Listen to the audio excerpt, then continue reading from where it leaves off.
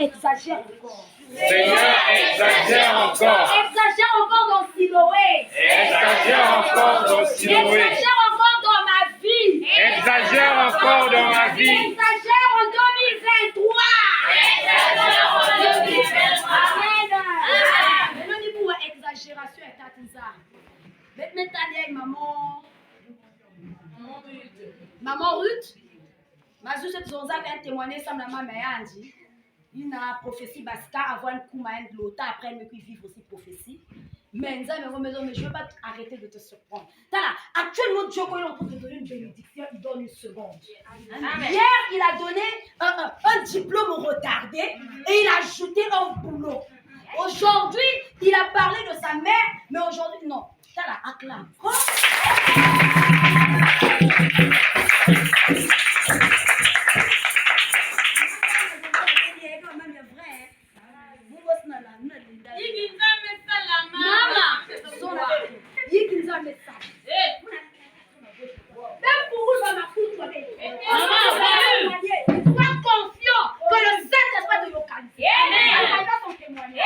Maman, vas-y.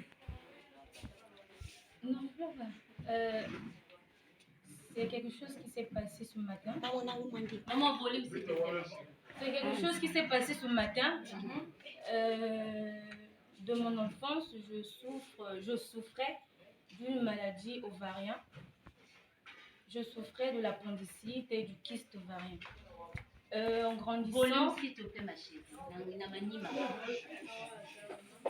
En grandissant, j'ai été opérée par l'appendicite, donc il est resté le kyste ovarien. Quand je suis arrivée en terminale, donc cette année, j'étais à Pointe-Noire. Ça, des douleurs continuaient. J'avais des douleurs au niveau du bas-ventre. Ça s'était enflé et ça avait pris une forme en fait. Et quand ça faisait mal, on est allé à l'hôpital. À Pointe-Noire, là-bas, on a fait une échographie. On a vu que je souffrais du kyste ovarien qui mesurait 15 mm. Qu'il fallait déjà opérer parce que si on attendait encore beaucoup de mois, ça allait soit s'éclater, soit créer d'autres problèmes. Après cela, vu que maman ne voulait pas qu'on m'opère, elle a demandé qu'on puisse m'envoyer ici à Brazzaville. Après la réussite du bac, je suis venue à Brazzaville avec le bilan en question. Je suis venue à Brazzaville et du coup, je ne ressentais plus des douleurs avec des produits qu'on m'avait donnés, des Spasfan. Je prenais, ça ne me dérangeait plus. Mais après un temps, j'ai ressenti des douleurs et ça a paralysé carrément mon pied. Du côté gauche, la main aussi, et ça prenait carrément la place du visage aussi. Et hier, j'ai senti des douleurs quand j'étais ici. Je ne voulais pas vraiment montrer aux gens que j'avais mal. Je suis rentrée vite à la maison. Et autour de 1 heure, les douleurs ont recommencé encore. Et on appelait l'oncle qui vit juste dans la parcelle. Quand on l'a appelé, il a dit qu'on attend au moins à 7 heures. Puis qu'il pleuvait, on devait partir à l'hôpital. Et le matin, nous sommes réveillés. Nous sommes allés à l'hôpital. Ça se trouve au plateau, je crois. Nous sommes allés à la clinique. Quand on partait à la clinique dans la voiture, j'ai dit à l'oncle, pourquoi pas commencer d'abord par une nouvelle échographie.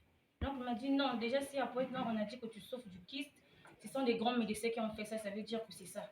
Donc quand on va aller, assurément, on va planifier déjà le jour, tout pour l'opération. Nous sommes arrivés à l'hôpital, il fallait qu'on puisse patienter. On a commencé à patienter. Moi, j'ai dit au fond de moi, bon, la première fois, on a pu m'opérer parce que là, je n'étais pas vraiment apte. Et je ne croyais pas vraiment, je ne priais pas vraiment comme maintenant. Vu que je prie, là, il s'agit de mettre maintenant, de prendre Dieu au mot et d'essayer de voir s'il peut faire quelque chose. Maman m'a toujours dit si je ne me sentais pas bien et si je sens toujours des douleurs, que je me mette en tête que le mur de Jéricho est tombé à la 7e trompette. Et le mur de Jéricho représente nos maladies, nos problèmes.